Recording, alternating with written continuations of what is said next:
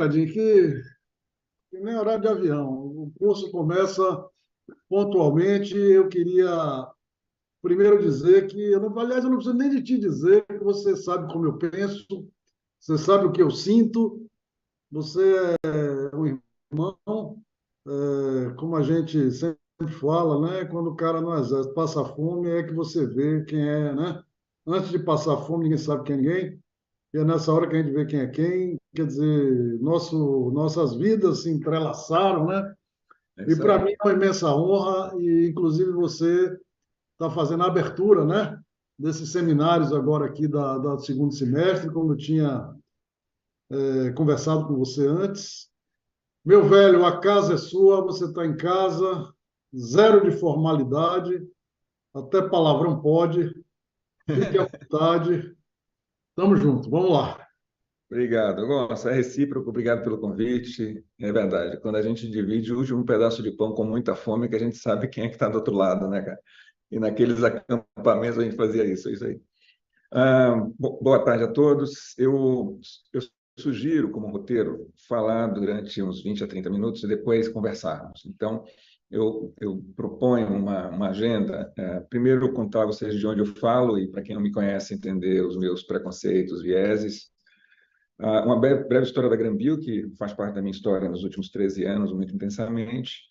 Eu vou dividir algumas lições, porque normalmente empresário só conta a parte boa. Eu vou contar aqui a parte dura, uma parte da parte dura de ter vivido essa trajetória. E, como contexto, dar uma visão sobre como eu vejo a urgência de transição energética e por que eu estou tão envolvido nisso, junto com vocês, e uma mensagem final para provocar uma conversa.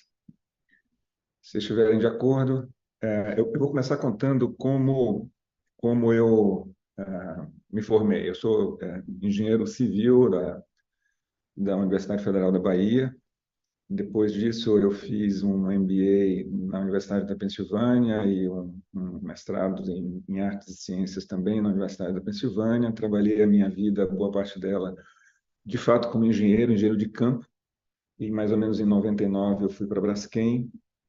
Tinha um gap entre engenharia civil e engenharia química que eu tentei fazer, contratando muitos amigos aí para me ajudar a fazer a tradução meio que parcialmente.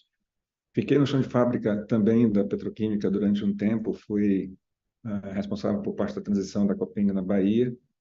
Cheguei à presidência da Braskem em 2008, em 2010 eu saí. No final de 2010 já tinha os planos de que fazer em seguida, e em 2011 eu montei a Granbio. Então, eu falo de um lugar de quem tem experiência empresarial, muita experiência prática, e que hoje tem um valor pela ciência maior do que eu acho que a maior parte dos empresários, porque o nosso negócio depende da ciência. E aqui talvez seja um dos nossos pontos de interseção. Então, uma breve história da Granbio, e a Granbio começou numa cafeteria da Unicamp, como o Gonçalo falou lá na mensagem do Instagram. Eu frequentava o World Economic Forum na época e tinha uma relação muito boa, um network muito bom na petroquímica, mas achava que os dias da petroquímica estavam ameaçados se não fizesse a transição energética lá em 2010. E aí eu procurei o Gonçalo junto com outro amigo, Alan, e ele me recebeu, como sempre, de peito aberto. Disse, cara, eu estou com uma ideia de converter a petroquímica em bioquímica e ainda preciso de muitos conceitos em torno disso, e o que eu vejo acontecer nos Estados Unidos é que eles estão fazendo de forma separada, assim, não integrando a cadeia produtiva como um enfoque direto. E aqui a gente tem biomassa mais barata, o que é que você acha? E o Gonçalo é uma cachoeira de ideias, e aí a ideia da constituição da Granbio no modelo integrado foi mais ou menos desenhado no guardanapo que vocês estão vendo aí. E hoje a Granbio tem mais ou menos 400 patentes, e patentes importantes, não são patentes separadas ou isoladas, são patentes em conjunto, com uma estratégia por trás. Como vocês devem saber, a maior parte do conhecimento, sobretudo da indústria, não deve ser revelado, então a gente revela o que protege.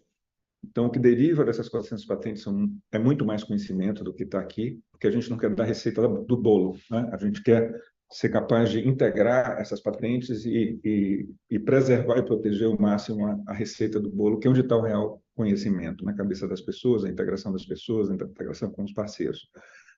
Nós temos parcerias estratégicas de mais de 10 anos com empresas como Novozymes, no CID mais recente, Valmet, Birla, que é a empresa de a intermediária para pneu, a Tecnimont, que é uma multinacional italiana, e outras empresas que a gente vai anunciar em breve.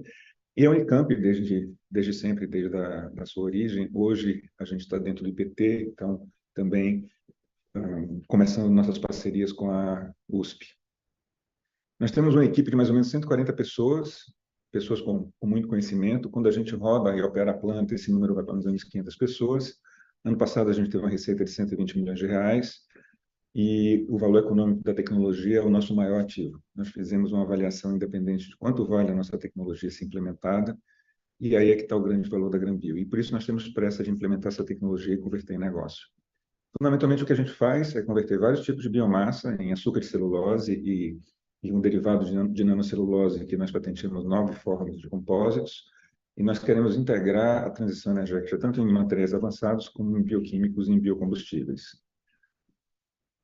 A primeira grande iniciativa que a gente teve em parceria com o IAC, com o Unicamp e agora vem no CID, foi desenvolver a cana-energia, que muitos de vocês já conhecem, que é uma senhora revolução. E parte do que aconteceu nos últimos anos foi um atraso nessa percepção, parte porque a gente não tinha o dinheiro para promover mais rápido, parte porque, obviamente, o mercado também sofreu alguns percalços ao longo do tempo. Mas se hoje vocês fossem visitar ou forem visitar as empresas que, agora com o apoio da Nucid, esse parceiro nosso australiano, um agtech de primeira linha, está plantando cana-energia, é de assustar o tamanho, o alcance e o potencial que a cana-energia pode ter de revolucionar a cadeias dos biorefínios. Nós fizemos acontecer aquele guardanapo pela primeira vez em 2014. Então, nós temos uma planta em Alagoas, a planta converte palha em etanol de celulose. Se vocês tiverem curiosidade para ver esse link depois, tem um filme que eu mesmo fiz, então é um filme amador, mas conta um pouco da história e mostra tangivelmente como essa quantidade inteira que vocês estão vendo aqui de palha de cana, aqui são 200 mil toneladas, nós desenvolvemos o processo, nós desenvolvemos a forma de tratar, de limpar e de converter isso em biocombustível. E como vocês sabem, a palha que é abandonada hoje no campo do açúcar e álcool no Brasil, se fosse convertida em etanol 2G, nós aumentaríamos a produção atual do Brasil em pelo menos 50%. Na nossa empresa americana, nós temos um centro de pesquisa. É um centro de pesquisa onde já foram investidos mais de 150 milhões de dólares entre equipamentos, mão de obra e desenvolvimento específicos de produtos. São 4 plantas de demonstração integrada, onde já testamos mais de 18 tipos de biomassa diferentes, campanhas longas. Alguns parceiros patrocinaram a GrãoBio, são desde governo, Departamento de Defesa, Departamento de Energia dos Estados Unidos, Departamento de Florestamento dos Estados Unidos, até empresas parceiras para desenvolvimento de protótipos. Recentemente, em março, nós tivemos a visita do subsecretário do Departamento de Energia, uma das pessoas mais importantes na transição energética americana, chama David Turk, e ele veio visitar o Brasil e foi lá no IPT, foi lá no nosso escritório, viu os laboratórios que nós temos em associação com o IPT, para sentir de perto quem são as pessoas que estão por trás da maior subvenção que o governo americano deu em biocombustíveis desde a Segunda Guerra Mundial, em combustíveis desde a Segunda Guerra Mundial.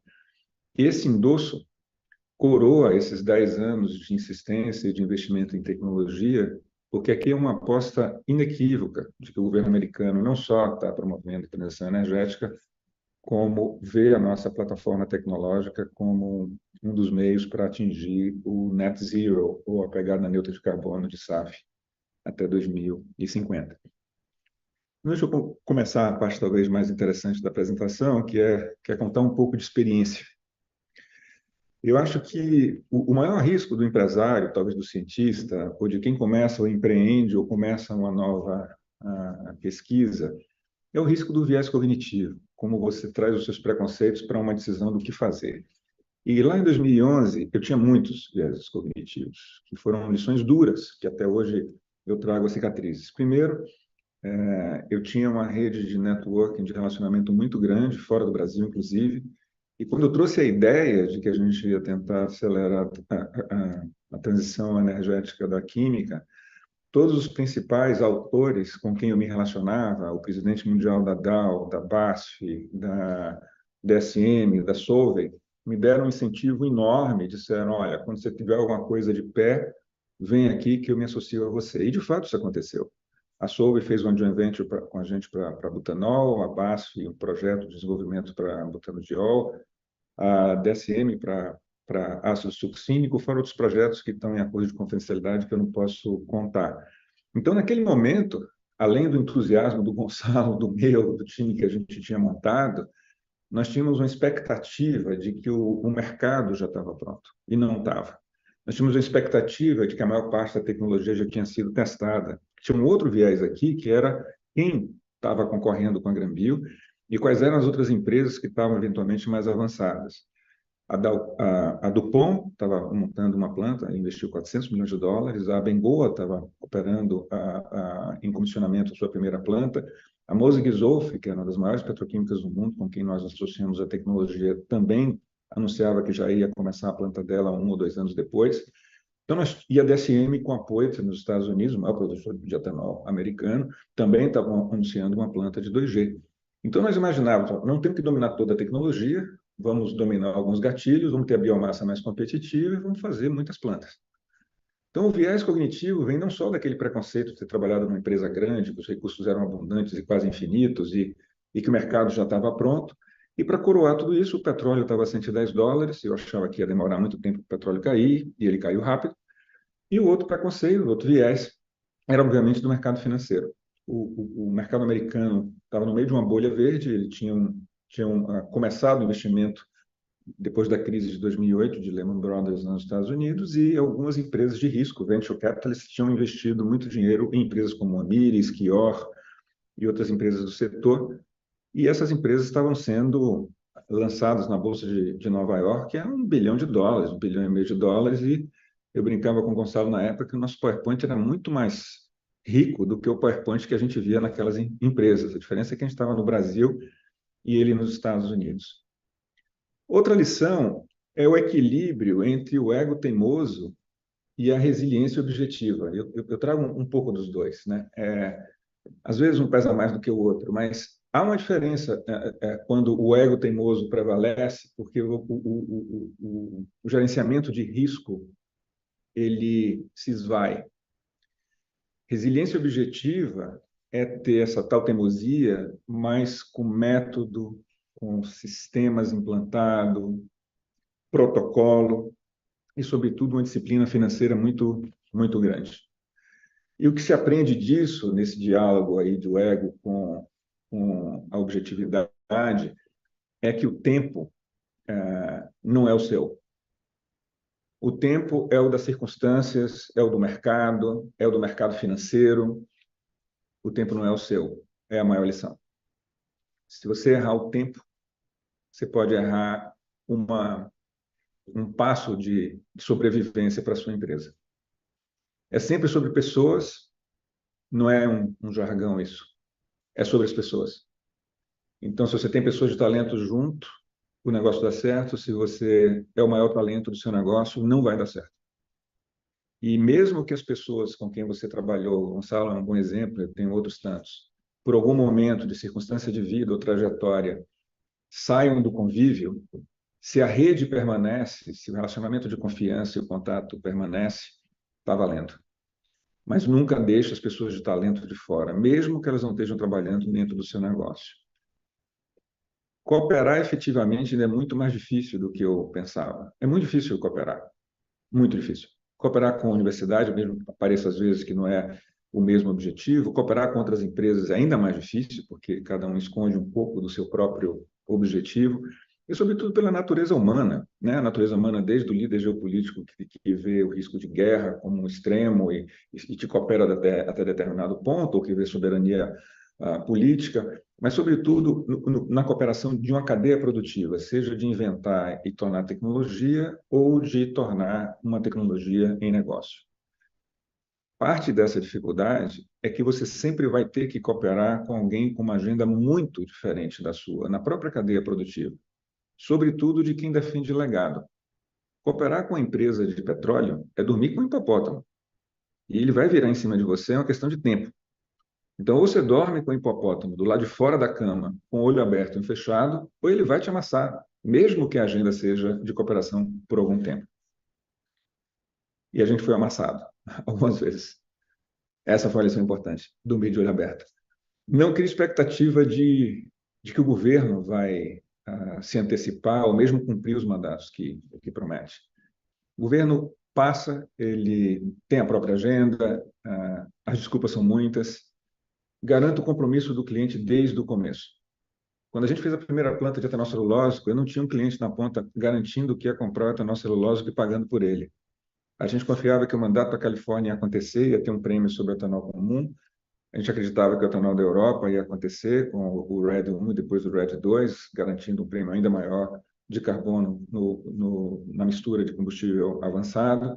A gente também acreditava que a eletrificação de veículos ia demorar mais do que demorou, mas eu acho que o grande ponto aqui é desenvolva, sobretudo quando tem tecnologia envolvida, o compromisso do cliente desde o começo. E essa lição que eu aprendi com o etanol celulósico, eu estou praticando agora no SAF, no Sustainable Aviation Fuel.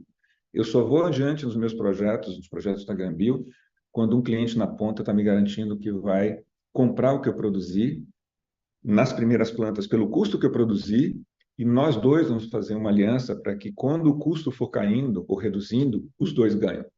Sem um cliente privado na ponta, começar qualquer projeto, sobretudo com tecnologia, apenas confiando no que a circunstância, o governo, os mandatos te oferecem, é uma lição de roleta, de loteria. Siga a disciplina da ciência, mas não queime etapas para provar tecnologia. A ciência anda mais rápido do que a prova da tecnologia. E nós não temos um treino no Brasil, com raras exceções, de novo, acho que a Unicamp, com a liderança do Gonçalo, o laboratório do Gonçalo é uma exceção, mas a disciplina da ciência tem, até certo ponto, um compromisso com o método científico.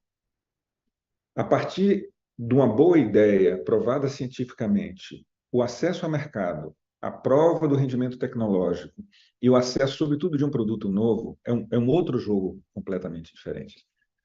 E no passado, nós queimamos etapas para provar a tecnologia. Eu acreditei que a tecnologia de 2G, sobretudo no que diz respeito ao pré-tratamento, que é o tratamento mecânico para que se exponha o maior rendimento possível na hidrólise enzimática, já estava pronto. Vinha de papel celulose, essas grandes empresas já estavam anunciando suas plantas em escala comercial, e talvez hoje nós tenhamos a melhor solução do mundo, construída a duras penas. E nós não vamos patentear essa solução, porque é uma receita de bolo que a gente não quer passar.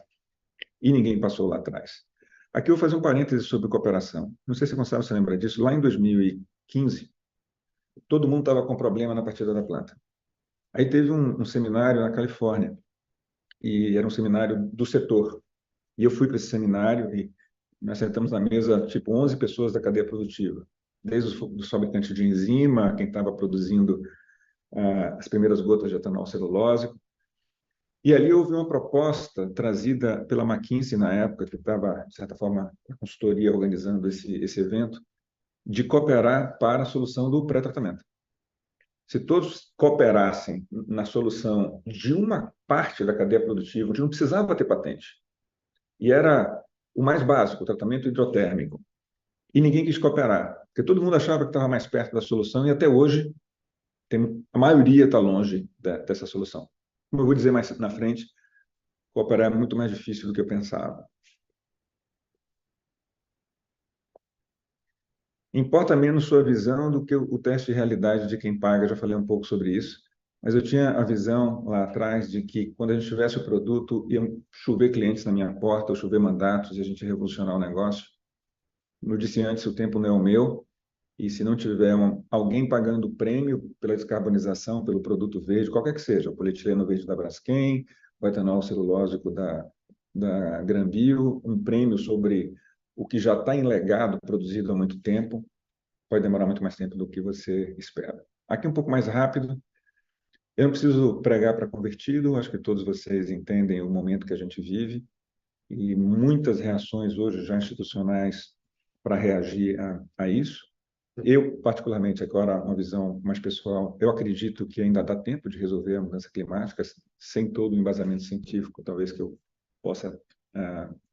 poderia ter. Eu li na Harvard Business Review um artigo que começava mais ou menos assim: a mudança climática é real, fomos nós que causamos, mas ainda podemos reverter. Eu acredito nessa frase. Nós temos que inverter subsídio fóssil. Eu não sei se vocês sabem, mas só petróleo e gás natural recebem US$ 1 trilhão em subsídios para novos projetos todo ano, de acordo com a Agência Internacional de Energia. De acordo com o Fundo Monetário Internacional, há mais ou menos 3 anos atrás, foram dados US$ 6 trilhões de subsídios, considerando carvão e todas as fontes fósseis. Isso é um absurdo. Ou a gente para de subsidiar a energia que suja e passa a subsidiar a energia que limpa até que ela seja competitiva com a que suja, ou não tem solução. Não dá para concorrer deslealmente com um produto que suja e ainda tem subsídio 1000 vezes maior do que os renováveis. Nós temos que ser obsessivos em eficiência energética. Isso vale para tudo: apagar a luz quando sai da sala, consumir menos, consumir mais educadamente, evitar o desperdício. Nós somos ainda uma população de alto desperdício, brasileira e global. A saída sempre foi o sol, o Brasil e a África, mas é uma crença minha, e a gente pode falar nas perguntas e respostas. Sem mercado do preço de carbono, o resto todo é teoria. E é isso que eu falo na interface que eu tenho com governantes, seja o vice-ministro do Ministério de Energia americano que veio aqui em São Paulo, seja a interface com o governo brasileiro atual, passado e todos os outros que a gente se depara. O mundo tem que classificar uma forma eficiente de precificar o carbono, e isso tem que virar custo de quem contamina e prêmio de quem descarboniza. Nós temos bons exemplos de cooperação e vontade política. O Protocolo de Montreal, que evitou a degeneração da camada de ozônio, é um bom exemplo. Vocês estão no lugar certo, a hora é agora, mas eu espero que vocês tenham a pressa que nós precisamos que vocês tenham. Aqui é um resumo do que é o nosso foco na GrandBio hoje. Nós temos um foco em 2 plataformas de biorefino, e em função dessa lição toda que eu contei para vocês, de não ter um cliente, de precisar ter um cliente que pague, etc., nós estamos focando no querosene de aviação sustentável, que talvez seja a última barreira visível de taxação que o governo está disposto a pagar. Primeiro, porque ele passa para o passageiro, e depois porque já tem demonstração e provas científicas suficientes que, se nada for feito, a aviação vai ser responsável por 20% a 25% da poluição e contaminação de CO2 em 2050. E o caminho para desenvolver essa transição, pelo menos com essa tecnologia de hoje e na comparação de custo relativo, é através da conversão de álcool em querosene de aviação sustentável, ou CO2, na conversão de querosene de aviação sustentável. E para se atingir net zero, sem ter que comprar crédito de carbono adjacente, considerando a necessidade de vapor, energia e balanço térmico e energético da biorefinaria, tem que ser a partir de biomassa. O que se dá para fazer com óleo reciclado de cozinha, ou que já foi experimentado de Fischer-Tropsch, é óbvio que é a primeira saída, porque talvez seja a tecnologia mais pronta, mesmo que em escalas menores, mas tem fornecimento limitado. Então, nós temos que acelerar o tempo de converter biomassa em SAF. E foi isso que o Departamento de Energia americano viu quando acelerou em uma subvenção de R$ 400 milhões a GrandBio para tentar acelerar uma das frentes de tecnologia para converter biomassa em SAF. O nosso conceito, o nosso plano é fazer uma planta em escala de demonstração, parte daquela lição de que eu não vou mais pular etapa. Então, primeiro, eu estou fazendo uma planta em escala menor, com todos os fabricantes que eu preciso, que garantem que se a planta funciona nessa escala, ela vai funcionar numa escala entre 100 e 1000 vezes maior. Nós acreditamos que, além da conversão direta do carbono de celulose em SAF, nós temos como aproveitar o CO2 da fermentação, sobretudo numa fermentação de fermentador fechado, e aumentar o rendimento da produção de SAF. Ou seja, evitar que 100 carbonos na biomassa se convertam em só 14 carbonos no SAF. Nós queremos trazer esse número para 25 a 28, mesmo que o custo marginal seja um pouco maior. E isso diz respeito a toda a nossa forma de abordar bioquímico, nanocelulose e o próprio SAF. Não somos só SAF, nós temos desenvolvimento de nanocelulose com mais de 24 protótipos e projetos desenvolvidos com parceiros, e hoje nós temos um foco em esverdear o pneu. É outra cadeia produtiva que tem uma missão e um compromisso com seus stakeholders inequívoca, e nós acreditamos que dá para fazer uma biorefinaria a partir de celulose. Nos Estados Unidos, usando plantas de papel celulose e reflorestamento que foram fechadas. Por incrível que pareça, são 150 plantas desde 2005. Então, um projeto como esse revitaliza socialmente e ambientalmente essas plantas e essas regiões. E no Brasil, a nossa aposta é o resíduo de cana, o resíduo agrícola e, sobretudo, a cana-energia. Esse é o nosso modelo. Nós temos hoje elaborado, ainda em anteprojeto, um modelo de ciclo completo para uma biorefinaria usando cana-energia no Brasil. O principal alvo que mais anima alguns dos clientes que nós estamos conversando é poder integrar a cana-energia em áreas de degradação, áreas que não são hoje competidoras de áreas de comida. E, com isso, tem um ciclo virtuoso não só para o solo, mas para a região e socialmente. E a nossa crença com que temos hoje de desempenho de cana-energia é que com 50 mil hectares dá para fazer 1 bilhão de litros entre 1G e 2G e 100 milhões de galões de SAF. Seria o SAF integrado mais barato do mundo. Mensagem final, para a gente começar a conversar um pouco. A ciência é o leme e a iniciativa empresarial é o motor. Eu acho que se a gente ficar separado de alguma forma, ou nós vamos ficar no mesmo lugar, ou nós vamos correr para a direção errada. Isso vale para como se abordou, se interpretou a mudança climática e como a ciência fala com as empresas na transição da ideia a virar tecnologia e produto de mercado. Aqui no Brasil, tive experiências incríveis, tive experiência não só com a Unicamp, mas com outras universidades, com o CNPEM, com os institutos do Senai. O Brasil desenvolveu nos últimos 10 anos um ecossistema incrível, mas que ainda não tem um formato de cooperação efetivo como poderia ser. De novo, é incrível. Embrapi, os institutos Senai, as universidades públicas com uma agenda muito mais proativa de cooperação e de integração com novas tecnologias e novos projetos. Há 10 anos, se eu contasse que isso ia acontecer ano passado, eu acho que nem eu próprio acreditava. Então, nós estamos no rumo certo. Mas ainda precisamos de algum choque de mentalidade para que ciência, tecnologia e iniciativa empresarial caminhem juntos desde o começo, sabendo quais são as agendas e o modelo mental de cada um. O gasto anual global com armamentos resolve a transição energética da aviação. Anual. Então, hoje são gastos ano passado foram gastos mais ou menos 2,3 trilhões de dólares em armamentos no mundo. A indústria bélica é a indústria mais poderosa, mais ainda do que a de óleo e gás. E se nós conseguíssemos dobrar o orçamento bélico, só que em vez de gastar em armas, construir biorefinarias usando madeira nos Estados Unidos, resíduo de agrícola nos Estados Unidos, mas, sobretudo, usando o sol e os trópicos para acelerar a cana-energia, nós resolveríamos a transição energética da aviação em menos de 30 anos. Eu já falei que 2 anos de subsídio de petróleo também fariam o mesmo papel. Resolver a crise climática a tempo é uma questão de vontade política, verdade, mas depende muito mais da atitude de cada um de nós em cada escolha próxima. A escolha de vocês, onde vocês vão trabalhar depois daqui, a escolha de como vocês vão desenvolver o próximo papel de pesquisa, de como vocês vão se integrar em que cadeia produtiva, não só a cadeia produtiva da ciência, mas a cadeia produtiva tecnológica. E é muito fácil a gente delegar ou abandonar ou transferir a responsabilidade para o papel que cada um exerce.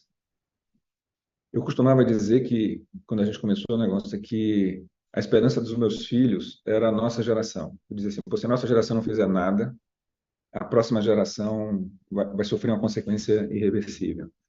Hoje eu já acho que a esperança da minha geração é a geração de vocês. Porque eu acho que a gente não conseguiu a tempo construir todo o mecanismo de proteção e o mecanismo de incentivo para que a transição energética fosse mais efetiva. E isso vai caber a geração de vocês, para que os meus netos e bisnetos ainda tenham alguma esperança. Não há saída sem cooperação e não há cooperação sem atitude. Então, eu acho que talvez essa seja a última mensagem. Não tem como nós construirmos qualquer transição de status quo, de legado, de novo produto, de nova ideia, sem uma cooperação ampla. E o espírito de cooperar não é o mais simples, não é o mais natural, e talvez o interesse que una essa cooperação agora tem uma causa e uma missão como nunca antes teve. E para isso a gente precisa de atitude de quem está na cadeira de vocês, de quem está na cadeira de quem empresaria, de quem está na cadeira de quem compra, de quem está na cadeira de quem determina as novas políticas públicas. Obrigado, era isso. Gonçalo, eu passo de volta a palavra para você. Quem sabe a gente pode conversar um pouco para não ficar um monólogo até o final.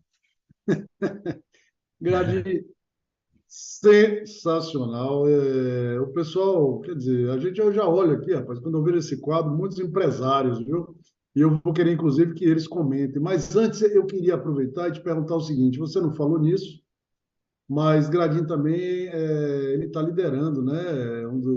Das lideranças principais, talvez a principal aí nesse movimento empresarial, né? Pela inovação, Gradin. Eu queria que você falasse um pouquinho desse movimento, porque eu não lembro agora se foi esse ano ou foi o ano passado, fiquei extremamente impressionado com um evento que nós tivemos lá no Cimatec, inclusive tem aqui vários colegas do Cimatec te ouvindo, e eu concordo com você totalmente.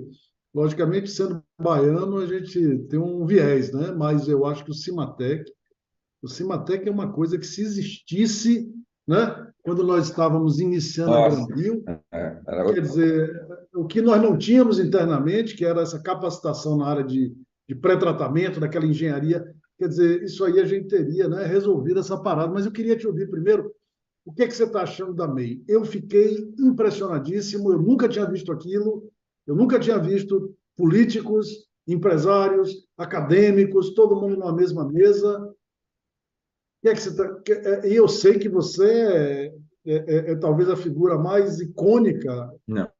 da legitimidade desse movimento. Qual a sua opinião, Greg? O que é que a gente converte disso aí em coisa para valer? Obrigado, Gonçalo. Deixa eu tirar aqui a conversa do amigo e trazer a conversa prática. Acho que uma das virtudes dessa iniciativa da MEI é justamente não ter um líder. Então, eu não sou o líder. Eu acho que o que se compôs ali foi uma reunião de líderes, de pessoas que pensam o Brasil, de querem ver o Brasil no longo termo, estimulando a inovação como uma alavanca de progresso, uma alavanca de inclusão social, uma alavanca de resposta à crise ambiental, que já se previa desde lá de trás. Eu acho que o movimento, e eu ouço isso em todas as interfaces que eu acabo tendo, eu acho que nenhum lugar do mundo conseguiu colocar, mais do que um think tank, que parece às vezes um think tank, tão proativo. Foi da MEI que surgiu em Embrapi, e quem não conhece ainda Embrapi, eu realmente recomendo que vocês entrem no site e conheçam um pouco mais do que está sendo feito ali, e que foi feito até agora. Foi dali que surgiram muitas das plataformas de criatividade que as próprias empresas desenvolveram, se cooperando ou cooperando entre si, mas, sobretudo, um diálogo aberto entre academia, governo e empresas de um compromisso comum de investir para inovar. E sair do que era uma armadilha durante muito tempo, uma disputa por orçamento. Disputa por orçamento de pesquisa competia com o discurso de orçamento de acelerar a tecnologia, e os riscos de cada uma das iniciativas públicas não era bem desenhado. Não tínhamos um arcabouço legal, como, por exemplo, a Lei do Bem e outras que foram criadas ao longo desses 12 anos. Então, eu acho que o sucesso tem muitos pais, né? O fracasso é que tem mãe solteira. Aqui é uma história de sucesso e são muitos pais. Eu posso citar aqui o Pedro Wonchowski, que esse sim é um líder incrível nesse processo da MEI. É um sujeito que eu admiro muito e aprendi a trabalhar com o Pedro há muito tempo. É impressionante o drive que ele tem, que complementa o que o Horácio Piva traz, que o Pedro dos Passos traz, o André Clark traz. São tantos que eu corro o risco aqui de não contar o nome de alguém, Mas, Gonçalo, aquela amostra que você viu é uma amostra significativa, sim, mas acho que está se construindo, gestando, pode ser ainda maior. Vou aproveitar até para contar para vocês e convidá-los para o seminário de ecoinovação que vai acontecer em setembro, em São Paulo. Nós acreditamos que vai ser um dos maiores eventos de inovação já feitos no Brasil, onde a MEI pretende oferecer para o governo e para todos os stakeholders em torno uma proposta de políticas públicas e envoltória que acelere a inovação, diminuindo o risco de inovar e fomentando essa interação ciência e empresa mais rápido. Obrigado pelo gancho que você me deu. Desculpa que eu fazer uma propaganda da MEI, mas eu também sou um entusiasta. Acho que é um dos exemplos de que o Brasil vai dar certo. Eu concordo totalmente com você. Gradia, eu vou aproveitar aqui o seguinte. Primeiro, falar a Unicamp, né? A Unicamp, rapaz, quando a gente vê o faturamento das empresas filhas da Unicamp, tem um dado muito curioso, que ela está atingindo esse faturamento. Então, eu vou chutar um número aqui, mas já está alguma coisa ao redor de 12, 13 bilhões, mas o fato é que só o imposto gerado por essas empresas corresponde mais ou menos ao orçamento da Unicamp. Ou seja, é isso, né? Já está demonstrado, é isso que a gente tem que fazer. E eu queria aproveitar, né? Como você sabe, o Gleidson, por exemplo. O Gleidson saiu da Granbio e agora ele tem empresa própria. Eu queria a experiência dele, queria ouvir também o Fox, para compartilhar aí também a experiência dele. O ano passado foi o empresário, não é isso, Fox? Do ano, aí pela agência da Unicamp. Então eu queria, né? Começar aí pelo Gleidson, depois pelo Fox, e queria também que Carol comentasse um pouco como é que ela está vendo, né, a partir da RSB, um Corsia e os próximos movimentos. Vamos lá, Glei, começa aí. Pô, Gonça, que susto, hein? Nem para avisar antes. Bom, você me escutam bem, sim, né? O que eu poderia dizer, né? Poxa, é sempre um prazer ouvir, né? Gradim, você, Gonçalo, nem preciso dizer, né? Nem vou chamar de professor Gonçalo mais, né? Que você briga comigo. Mas é um prazer ouvi-lo, Gradim, Gonçalo também. Eu acompanho, né, os projetos ali pelo LinkedIn. A gente fica sempre tá, de certa forma, como o Bernardo comentou, está sempre conectado ali, acompanhando os projetos. Eu acho que, que vocês, né, me perdoe aqui, você é um orgulho, né, Gonçalo? Para mim é um exemplo, é meu pai científico, mas vou aproveitar que o Gradinho está aqui, eu queria dizer que o Gradinho também, eu tenho uma honra enorme em ter feito parte da Granbio, né? Queria até mostrar aqui, ó, talvez eu seja um dos poucos que tem aqui a primeira gota, né, Que do legal, cara. produzida Que na... bacana. Obrigado. Tenho muito orgulho de ter, ela fica ali atrás, não, então às vezes as pessoas não veem, mas tenho muito orgulho de ter sido feito, de ter feito parte. Me lembro, né, Bernardo e Gonçalo, de algumas conversas lá no almoço, a gente falando sobre empreender, sobre spin-off, sobre por que não ter empresas que sairiam da Biosérie. Acho que era a gente que passa pela Unicamp, né, e aí é o exemplo que eu tenho, e eu tive muita sorte de cair acidentalmente no laboratório do Gonçalo, né, a gente tem esse treinamento de fazer a diferença, de inovar e de empreender desde muito cedo, né, Gonçalo? E isso acho que bateu em mim assim desde muito cedo. Então, a experiência que eu tive na Granbio, vendo todo o processo, né, bem lá no início, como posso dizer? Eu acho que pode dizer que, do ponto de vista, mudou minha vida como empresário. Acho até engraçado dizer, eu acho que como empresário eu continuo sendo cientista, né? Porque eu fico tentando resolver as coisas, né, do ponto de vista científico, mas muito sobre tecnologia. Eu acho que a Granbio ela tem um papel importantíssimo, um marco sobre a biotecnologia no Brasil como um todo, né? Porque a gente não tem muitos exemplos, né? Temos, claro, a Braskem, temos a Granbio, quais os outros, né? Eu arriscaria que a maioria deles estão aqui dentro dessa sala, né? Talvez, né, o Fox, eu vi que o Fábio está ali também. Então, eu acho que esses são a Granbio e a gente, né, Fog, está começando, nós somos exemplos desse quase que um legado de biotecnologia no Brasil, né? Por que não? Né? Por que não fazer diferente no Brasil também, né? Por que importar tanta, né? Tanta tecnologia em levedura, né, Gonçalo? Por que não fazer as próprias leveduras, enfim? É isso. Enfim, Bernardo, muito prazer revê-lo novamente, né? É um prazer sempre ouvi-lo. Acho que o último ponto que eu vou comentar, que acho que é um espírito coisas que eu aprendi com o Gonçalo e depois teve essa confirmação enquanto Granville, né, sobre o espírito de cooperar, né? Eu costumo brincar que empreender sozinho é muito chato, né? Tanto que a gente começou a empreender e eu já chamei logo o Gabriel e o Osmar, porque eu falei, não, sozinho não dá, sozinho é muito chato, né? E acho que esse é o espírito, né? A gente se encontrou, né, no IPT e não foi por acaso, né? Foi porque nós estávamos procurando o IPT para fazer parcerias e aí, né, a gente se encontrou lá e o mesmo vale para a Unicamp, para o Itaú, onde nós estamos, temos parceria com o Anderson lá na UFSCar, então a gente tenta, além de continuar conectado com as pessoas, né, a gente tenta formatar parcerias com essas pessoas, né, para que todo mundo vá junto e contribua cada um com sua experiência, assim. Eu acho que é isso, um pouco da gente é esse espírito aí de cooperar e seguir em frente. Claudio, um comentário que você fez que eu também é fundamental. Quando eu vejo esse pessoal aqui, todo o grupo, rapaz, é tudo em rede. Eu brinco sempre, digo, rapaz, nunca fale mal de ninguém, porque você vai acabar sócio, parceiro, precisando.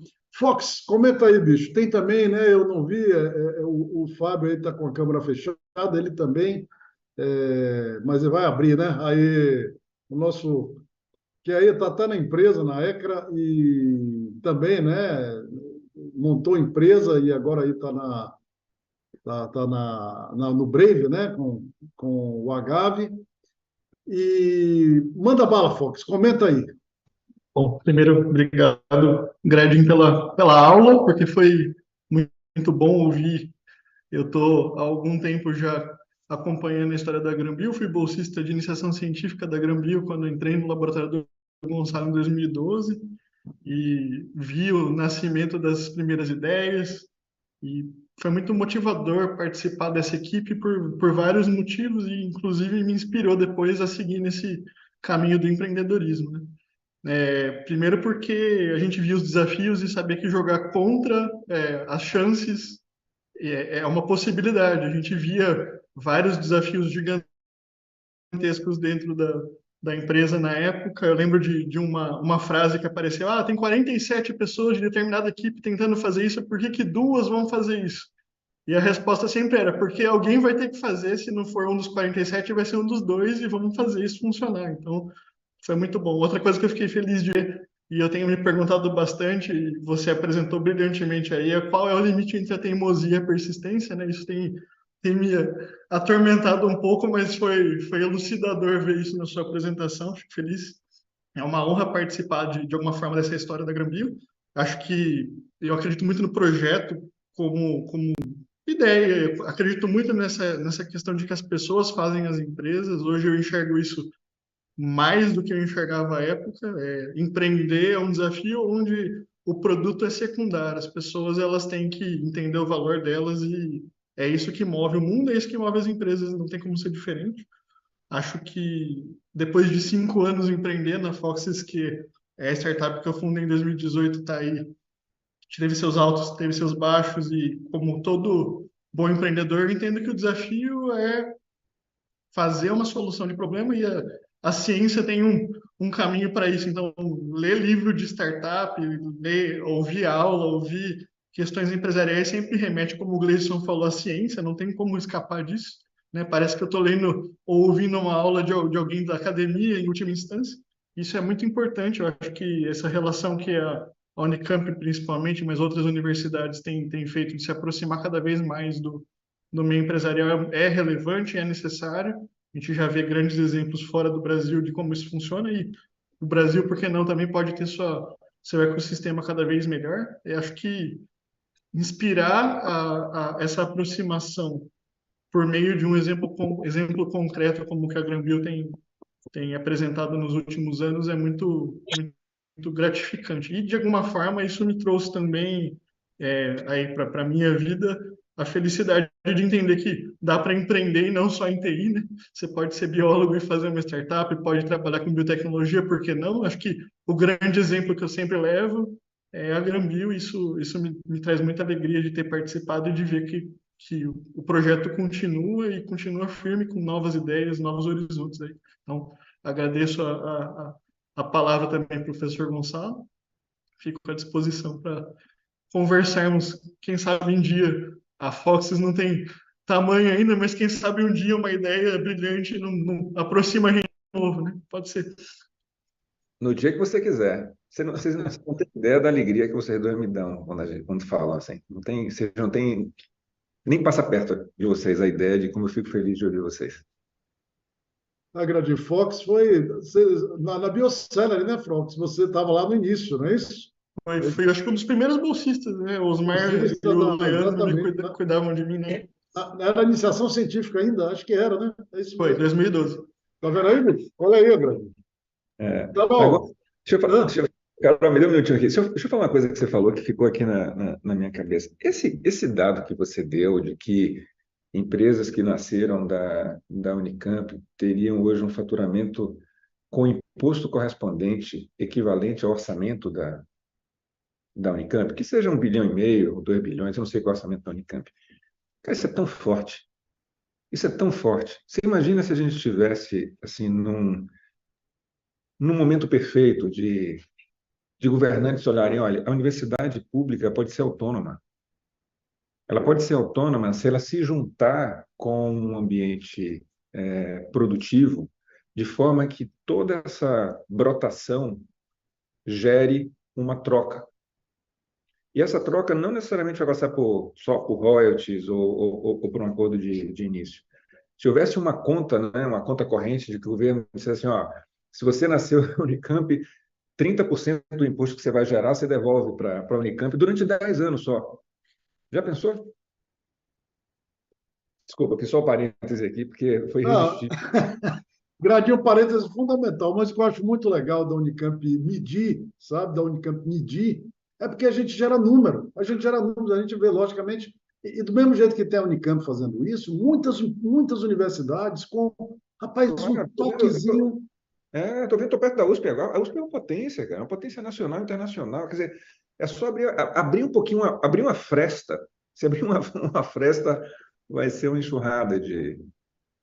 Exatamente, foi o que a Unicamp fez, até talvez por ser menor, conseguiu maior agilidade, maior, e aí.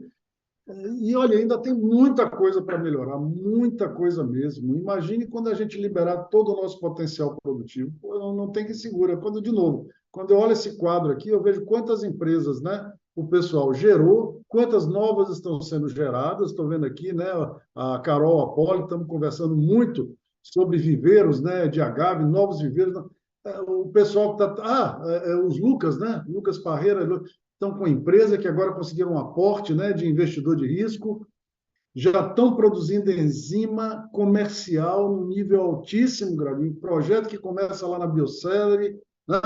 Quer dizer, rapaz, tudo deu certo, em uma forma incrível. E a sua apresentação, então, que mostra que a empresa mãe, né, continua sendo, né, continua à frente aí com todo o sua capacidade de empreender, esse valor. Consegui 80 milhões de dólares que você falou, eu achei que você falou muito rapidamente.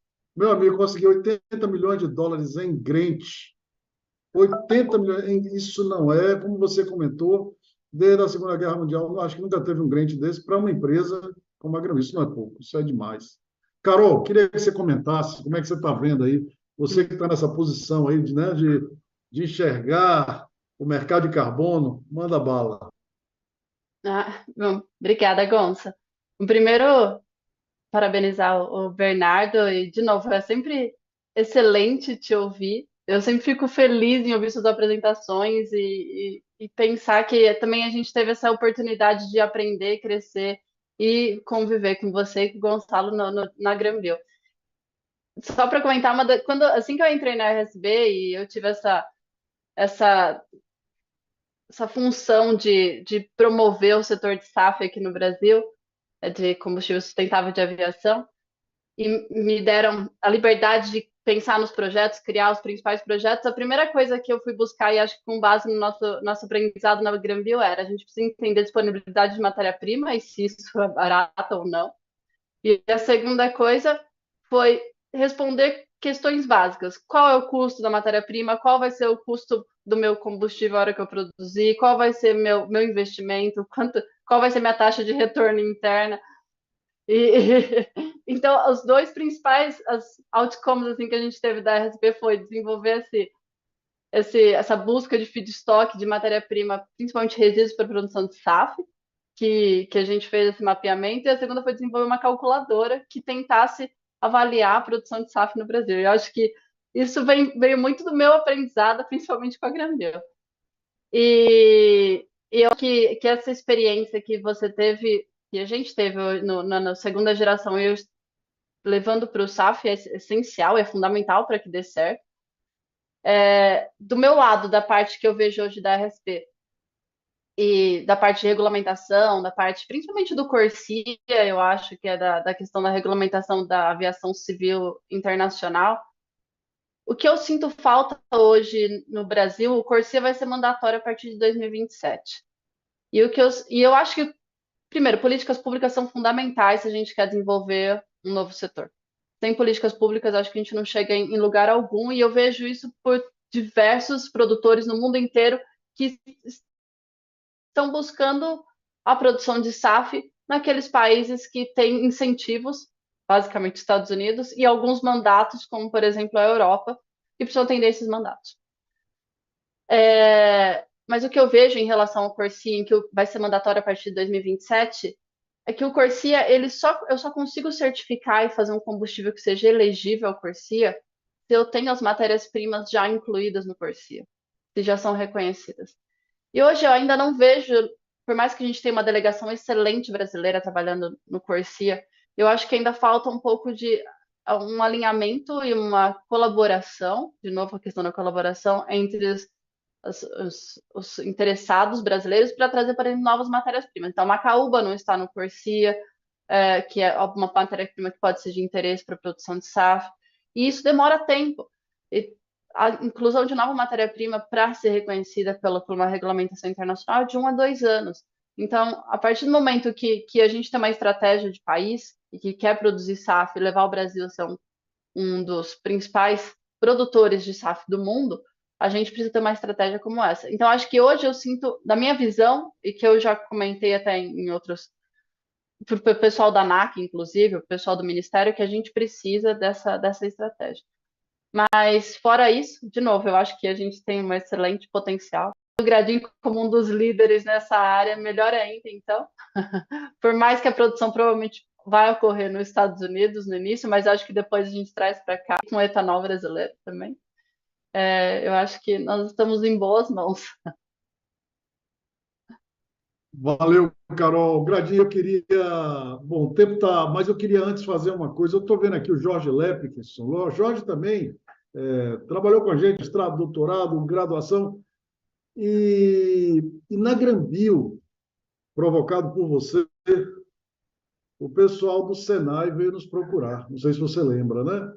E o Senai veio nos procurar e a gente acabou ajudando a eles a fazer o Senai de biomassa, né? No Mato Grosso do Sul. Você deve lembrar bem disso. E o time do Senai de biomassa do Mato Grosso, quando ele iniciou, foi praticamente todo. Foi uma parte da Biocele, estagiários e tal, foi para lá. O Jorge foi um dos fundadores, que depois ele foi e fundou também, né? Ajudou a fundar e a montar o de Biotecnologia de São Paulo, e agora ele voltou para a Bahia, baiano também, né?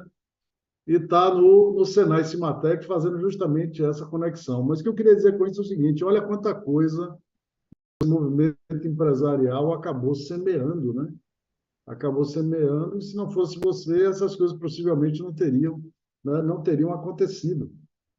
De forma, amigo, que você é muito mais do que um empresário, essa sua liderança vai muito além da liderança empresarial, é uma liderança que tem feito o que a gente tem falado há muito tempo, mas que agora se torna verdade, esse amalgamento, essa, como é que se diz? Essa junção da inteligência nacional, essa junção entre o que nós sabemos e o que nós fazemos, que é o que falta para esse país se desenvolver. Eu não tenho dúvida nenhuma que nós seremos, ainda na nossa geração, Gradinho, é a única coisa que eu vou discordar de você, não é meu filho, não é meu neto, somos nós mesmos, na nossa geração, nós vamos conseguir fazer isso acontecer, botar no trilho, né?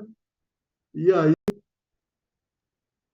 É isso meu aí, amigo Gradinho, é com você agora. É isso aí, porque a gente não sabe quanto tempo a gente dura, mas a gente vai lutar até durar, né? Então, Gonça, você foi muito generoso na sua fala, muito obrigado. Eu acho que todo mundo sabe o quanto você é um elo fortíssimo, fundamental nessa cadeia aqui, não só das pessoas cooperarem, mas dessas pessoas que estão aqui, mas eu acho que o pensamento brasileiro, eu acho que você revoluciona a forma da academia interagir e pensar. Se a gente tivesse meia dúzia de Gonçalos, eu acho que o Brasil já era outro.